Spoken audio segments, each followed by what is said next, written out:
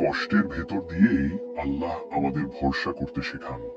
সেই রাতে ইয়াসিন অনেক দেরি পর্যন্ত ঘুমাতে পারেনি। টিনের চালের দিকে তাকিয়ে সে ভাবছিল, ভরসা মানে কি, শুধু কথা না সত্যি কিছু? হঠাৎ সে উঠে বসে, অজু করে 2 রাকাত নামাজ পড়ল, নিজে নিজে, কাউকে না জানিয়ে। নামাজ শেষে হাত তুলে বলল, হে আল্লাহ, আমি ছোট, আমি কিছুই জানি না, কিন্তু আমি তোমার উপর ভরসা করতে চাই। এই দোয়ার পর ইয়াসিনের হৃদয়ে অদ্ভুত এক শান্তি নেমে এলো। সমস্যাগুলো তখনও ছিল, কিন্তু মনে হচ্ছিল সে একা নয়।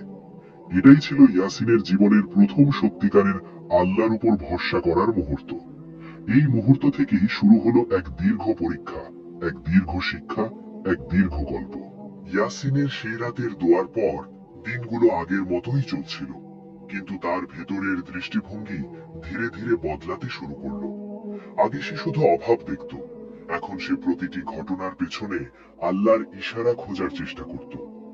যদিও সে তখনও পুরোপুরি বুঝে উঠতে পারেনি ভরসা করা মানে শুধু দোয়া করা নয়, বরং ধৈর্য ধরে অপেক্ষা করাও। পরদিন সকালে বাবা হাফেজ করিম উদ্দিনের শরীর আগের চেয়ে বেশি খারাপ লাগছিল। কাশি বেড়েছে, শ্বাস নিতে কষ্ট হচ্ছে। মা বারবার বাবার কপালে হাত বুলিয়ে দিচ্ছিলেন, কিন্তু তার চোখের কোণে জমে থাকা দুশ্চিন্তা লুকানো যাচ্ছিল না। ইয়াসিন সব দেখছিল, কিন্তু কিছু বলছিল না। সে স্কুলে যাওয়ার জন্য তৈরি হচ্ছিল, ঠিক তখনই বাবা তাকে ডাকলেন। বাবা ইয়াসিন, আজ স্কুলে না গেলেও চলবে। ইয়াসিন থমকে গেল। কেন আব্বা? আজ আমার শরীরটা ভালো না, তুই থাকলে একটু ভরসা পাই। এই কথাটা ইয়াসিনের বুকে গেঁথে গেল। ভরসা পাই। সে স্কুলে না যাওয়ার সিদ্ধান্ত নিল।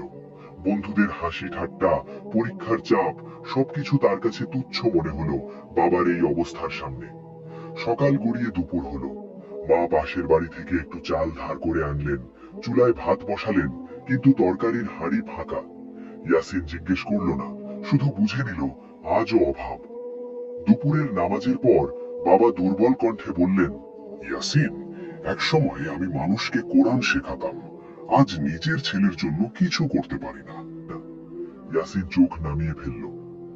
আব্বা, আপনি তো আমাদের আল্লাহর কথা শিখিয়েছেন, এইটুকুই তো সবচেয়ে বড় সম্পদ। বাবা বিস্মিত হয়ে তাকালেন ছেলের দিকে। এত বড় কথা সে আগে কখনো বলেনি। সেদিন বিকেলে গ্রামে খবর ছড়িয়ে পড়ল, পরদিন বড় বাজারে কাজ পাওয়া যাবে।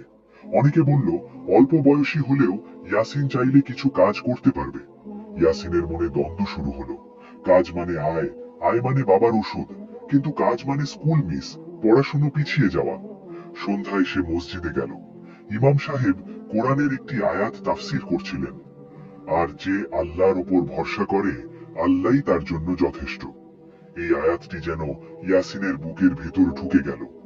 মসজিদ থেকে ফিরে সে মায়ের পাশে বসে বলল, আম্মা, আমি কাল কাজে যেতে চাই। মা চমকে উঠলেন। কাজ? পড়াশোনা? আল্লাহ যদি চান পড়াশোনা থেমে যাবে না, কিন্তু বাবার ওষুধ দরকার। মা কিছু বললেন না, শুধু চোখ মুছলেন। হয়তো তিনি বুঝে গিয়েছিলেন ছেলেটা বড় হয়ে যাচ্ছে। সেই রাতে ইয়াসিন আবার নামাজে দাঁড়ালো। আগের রাতের চেয়ে দীর্ঘ দোয়া করল। হে আল্লাহ, আমি চেষ্টা করতে চাই, কিন্তু ফলাফল তোমার হাতে। তুমি চাইলে আমাকে রক্ষা করো, তুমি চাইলে আমাকে পরীক্ষা নাও। আমি তোমার উপর ভরসা রাখছি। রাতের আকাশে চাঁদ ছিল অর্ধেক, বাতাসে হালকা শীত। ইয়াসিনের মনে এক অদ্ভুত শান্তি আর অজানা ভয়, দুটোই একসাথে বাস করছিল। পরদিন কি হবে সে জানত না।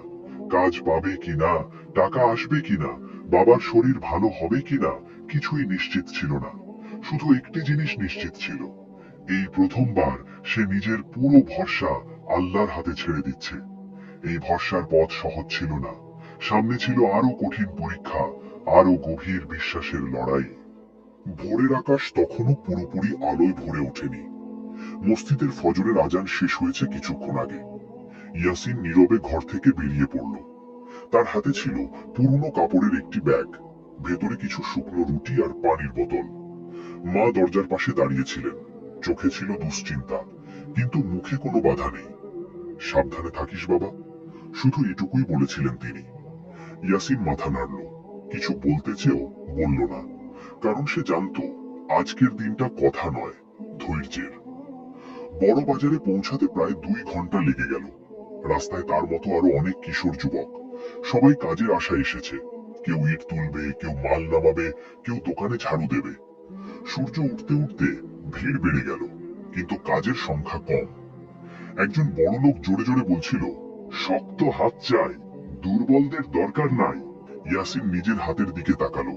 হাত শক্ত ছিল না, কিন্তু মন শক্ত ছিল, এটা সে জানতো। সে একের পর এক লোকের কাছে গেল। কেউ বয়স দেখে ফিরিয়ে দিল, কেউ কথা বলার আগেই মুখ ঘুরিয়ে দিল। ঘন্টার পর ঘন্টা কেটে গেল। রোদ তীব্র হলো, পা ব্যথা করতে লাগলো। শুকনো রুটির দিকে তাকিয়েও খেতে ইচ্ছা করলো না। মনে মনে সে বলল, হে আল্লাহ, আমি তো তোমার উপর ভরসা করেছিলাম। এই প্রথমবার তার মনে হালকা প্রশ্ন এলো, ভরসা কি ভুল ছিল? দুপুরের দিকে এক দোকানের সামনে বসে সে ক্লান্ত চোখে আকাশের দিকে তাকালো। হঠাৎ পাশ থেকে একজন বৃদ্ধ লোক এসে বললেন, বাবা, কিছু কাজ খুঁজছিস? ইয়াসিন উঠে দাঁড়ালো। জি চাচা। বৃদ্ধ লোকটি তার মুখের দিকে তাকিয়ে একটু হাসলেন। আমার দোকানে একজন দরকার ছিল, কাজ বেশি না, কিন্তু মন ভালো চাই। ইয়াসিন কোনো কথা না বলে মাথা নাড়ল। সেই মুহূর্তে তার চোখ ভিজে উঠেছিল, কিন্তু সে কাঁদেনি। কাজ শুরু হলো। ঝাড়ু দেওয়া, মাল গুছিয়ে রাখা, মাঝে মাঝে চা এনে দেওয়া। কাজ ছোট, কিন্তু সম্মানজনক। সন্ধ্যায় বৃদ্ধ লোকটি তার হাতে কিছু টাকা দিলেন। টাকাগুলো হাতে নিয়ে ইয়াসিন কিছুক্ষণ চুপ করে রইল। এই টাকা তার কাছে শুধু অর্থ নয়, এটা ছিল আল্লাহর জবাব। ফেরার পথে হঠাৎ এক ঘটনা ঘটল। রাস্তার পাশে এক লোক চিৎকার করছে, তার ছোট ছেলে হারিয়ে গেছে। সবাই ছুটোছুটি করছে, ইয়াসিনও থামলো। কিছুক্ষণ খোঁজাখুঁজির পর সে এক কোনায় বসে থাকা ভীত ছোট ছেলেটিকে দেখতে পেল। ছেলেটিকে বাবার কাছে পৌঁছে দিলে লোকটি কাঁদতে কাঁদতে বলল, আল্লাহ তোকে পাঠিয়েছে বাবা। লোকটি জোর করে আরো কিছু টাকা দিতে চাইল। ইয়াসিন নিল না। চাচা, দোয়া করবেন, শুধু এটুকুই বলল। সন্ধ্যায় বাড়ি ফিরে সে মায়ের হাতে টাকা দিল। মা কিছুক্ষণ কথা বলতে পারলেন না, শুধু মাথায় হাত বুলিয়ে দিলেন। বাবা দুর্বল কণ্ঠে বললেন, বাবা, আজ আল্লাহ আমাদের দেখিয়ে দিলেন ভরসা কখনো খালি হাতে ফেরায় না। কিন্তু সেদিন রাতেই বাবার শ্বাসকষ্ট বেড়ে গেল। টাকা থাকা সত্ত্বেও গ্রামের ডাক্তার বললেন এই রোগ তার ক্ষমতার বাইরে। ইয়াসিন আবার সেই প্রশ্নের মুখোমুখি হলো, ভরসা করার পরও কেন বিপদ বাড়ে? রাতের গভীরে সে নামাজে দাঁড়ালো। এবার তার চোখ দিয়ে অশ্রু ঝরছিল। হে আল্লাহ, তুমি যদি আমাকে পরীক্ষা নাও, আমাকে ভেঙে দিও না। আমি এখনো তোমার উপরই ভরসা রাখছি। এই দোয়ার পরও সমস্যার সমাধান হলো না, কিন্তু ইয়াসিনের মন ভেঙে গেল না। কারণ সে বুঝতে শুরু করেছে আল্লাহর সাহায্য সবসময় চোখে দেখা যায় না, কিন্তু তা ঠিক সময়েই পৌঁছে যায়। এই ধাপেই ইয়াসিন প্রথম শিখল, ভরসা মানে শুধু পাওয়া নয়, ভরসা মানে হারানোর মাঝেও আল্লাহকে ছেড়ে না যাওয়া। রাতটা ছিল অস্বাভাবিকভাবে দীর্ঘ, যেন সময় থেমে গেছে। বাবার শ্বাসকষ্ট বেড়ে যাওয়ার পর ঘরের ভেতর একটা চাপা আতঙ্ক ছড়িয়ে পড়েছিল। কেরোসিন বাতির আলো কাঁপছিল, ঠিক বাবার বুকের ওঠানামার মতো। মা বারবার বাবার কপালে হাত বুলিয়ে দিচ্ছিলেন আর ফিসফিস করে দোয়া পড়ছিলেন। ইয়াসিন এক কোণে বসেছিল। তার ভেতরে তখন দুইটা অনুভূতি যুদ্ধ করছিল, ভয় আর ভরসা। ভয় বলছিল যদি কিছু হয়ে যায়, ভরসা বলছিল আল্লাহ আছেন। গ্রামের একজন বয়স্ক মানুষ বললেন, শহরের হাসপাতালে নিলে হয়তো কিছু করা যাবে, কিন্তু শহর অনেক দূরে আর রাতের বেলা যাওয়া প্রায় অসম্ভব। টাকা থাকলেও বাহনের ব্যবস্থা নেই। ইয়াসিন সেই মুহূর্তে প্রথমবার অনুভব করলো অসহায়তা কাকে বলে। মা তার দিকে তাকিয়ে বললেন, বাবা, কিছু একটা কর। এই কথাটা কোনো নির্দেশ ছিল না, ছিল ভরসার ভার। ইয়াসিন বাইরে বেরিয়ে আকাশের দিকে তাকালো। তারা ঢাকা আকাশ। সে গভীর শ্বাস নিল। তার মনে পড়ল বাবার কথা, আল্লাহর উপর ভরসা কখনো ভাঙে না। সে মসজিদের দিকে দৌড়ালো। মসজিদ অন্ধকার, কিন্তু দরজা খোলা। ভেতরে ঢুকে সে সেজদায় লুটিয়ে পড়ল। কোনো সাজানো কথা নয়, কোনো মুখস্থ দোয়া নয়, শুধু ভাঙা কণ্ঠ। হে আল্লাহ, তুমি যদি আজ সাহায্য না করো, আমি জানি না কি করব। তুমি আমার বাবাকে আমার কাছ থেকে নিয়ে নিও না, কিন্তু যদি তোমার সিদ্ধান্ত অন্য কিছু হয় আমাকে তা মেনে নেওয়ার শক্তি দাও। এই দোয়ার পর সে অনেকক্ষণ সেজদায় ছিল। উঠে এসে তার মনে অদ্ভুত এক স্থিরতা এলো। সমস্যা তখনও একই, কিন্তু ভেতরের ঝড় থেমে গেল। হঠাৎ বাইরে কোলাহল। একজন মানুষ জোরে বলছে, ডাক্তার এসেছে, ডাক্তার এসেছে। একজন তরুণ ডাক্তার, যিনি পাশের এলাকায় একটি জরুরি কেসে এসেছিলেন, হঠাৎ করেই গ্রামের কথা শুনে এখানে চলে এসেছেন। কেউ তাকে ডেকেও আনেনি, যেন অদৃশ্য কোনো ডাকে তিনি এসেছেন। ডাক্তার বাবাকে পরীক্ষা করলেন, ওষুধ দিলেন, বললেন, সময় মতো এনেছেন, আল্লাহ চেয়েছেন বলেই বেঁচে গেলেন। এই কথাটা ইয়াসিনের কানে নয়, হৃদয়ে ঢুকল। ভোরের দিকে বাবার শ্বাস স্বাভাবিক হলো। মা সেজদায় পড়ে গেলেন। ইয়াসিন চুপচাপ দাঁড়িয়েছিল। তার চোখে পানি, কিন্তু মুখে কোনো শব্দ নেই।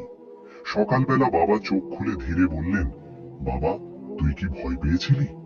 ইয়াসিন মাথা নাড়ল। হ্যাঁ আব্বা। তবু আল্লাহকে ছেড়ে দিস নাই? না আব্বা, ভয় পেয়েও ভরসা ছাড়িনি। বাবা দুর্বল হাত দিয়ে ছেলের হাত ধরলেন। এইটাই আসল ঈমান।